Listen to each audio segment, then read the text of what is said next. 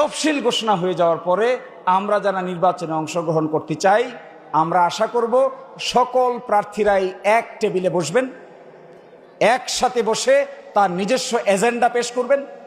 কোন ব্রিজ কোন দিকে তিনি কি করতে চান তা মানুষকে জানাবেন। কোন রাস্তা কত দিনের মধ্যে কোন দিকে হলে পরে মানুষের উপকার হবে এই হিসাব দিবেন। কয়টা শিল্প ইন্ডাস্ট্রি গড়ে উঠলে পরে এই দেশের মানুষের বেকারদের চাকরি হবে তার ক্যালকুলেশন দিবেন। এই ক্যালকুলেশন দেখে মানুষ যাকে পছন্দ করবে তাকেই আমরা আমাদের জনপ্রতিনিধি হিসেবে নির্বাচিত করতে চাই। এই নতুন নজির ইনশাল্লাহ আমি প্ল্যান করছি, স্টার্ট করব, যেন দিরাই সাল্লার মানুষের এই নজির দেখে বাংলাদেশের রাজনীতিতে একটা গুণগত পরিবর্তনের সূচনা হয়।